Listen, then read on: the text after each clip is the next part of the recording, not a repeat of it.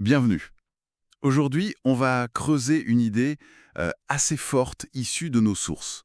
Cette erreur stratégique, presque une faute en négociation, celle de sous-estimer la personne qu'on a en face.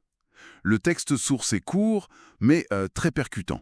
Notre but, comprendre pourquoi c'est si mauvais et comment on peut éviter de tomber dans ce piège. Ok, décomposons ça. Oui, et tout à fait. Et ce qui est frappant, c'est que la source met ça au premier plan. La perception, le respect mutuel, dès le départ, ou leur absence d'ailleurs. Ça pose en quelque sorte le climat pour toute la suite de la négo. C'est exactement ça. L'idée centrale, vraiment martelée, c'est que considérer l'autre comme inférieur ou facile à manœuvrer, c'est une bévue énorme. Ça vient souvent d'un excès de confiance, non? Ou d'un jugement un peu rapide sur les apparences. Signaux importants, un silence, un détail.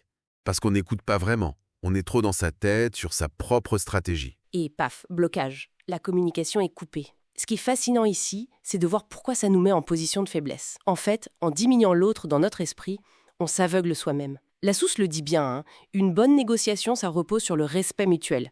Pas juste par politesse, mais par pur réalisme stratégique. Oui, c'est ça. Si on minimise l'autre, si on est condescendant, on provoque quasi à coup sûr une réaction défensive. La personne va se braquer, chercher à se défendre, plutôt que de chercher un accord. C'est complètement contre-productif finalement. Le respect ici, c'est une forme d'intelligence, quoi. Et un avertissement important dans le texte, ça m'a marqué. Attention aux premières impressions. Le négociateur qui a l'air moins sûr de lui ou plus jeune, peut-être, il peut avoir des cartes maîtresses qu'on ne voit pas. Une expertise très pointue sur un détail, un réseau d'influence qu'on ignore, ou juste une stratégie bien ficelée, cachée derrière une façade discrète. On imagine bien le scénario où on balaye un argument un peu vite, Ah oui, pour réaliser trop tard que c'était la clé. C'est une faute tactique, en fait. Tout à fait.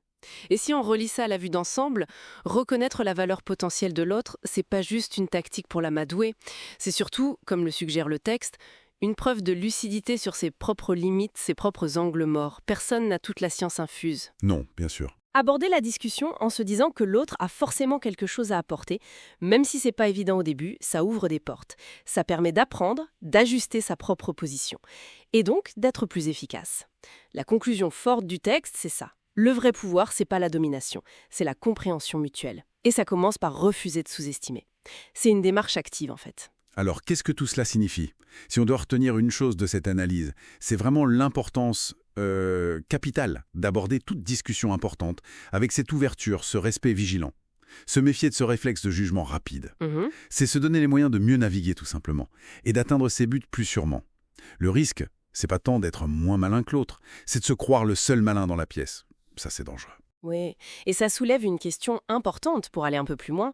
Ce principe si crucial en négociation formelle, comme on vient de le voir, comment est-ce qu'il s'applique ou comment devrait-il s'appliquer dans nos interactions de tous les jours? Ah, intéressant. En réunion d'équipe, dans un débat entre amis, même en famille. Combien d'opportunités, d'idées on manque juste parce qu'on a, même sans s'en rendre compte, sous-estimé la personne en face, jugé trop vite son point de vue. C'est vrai. Cultiver cette capacité à voir la valeur potentielle chez l'autre, au-delà des apparences. N'est-ce pas là, finalement, une compétence essentielle pour des relations plus riches, bien au-delà de la table de négo? C'est une piste de réflexion, je pense.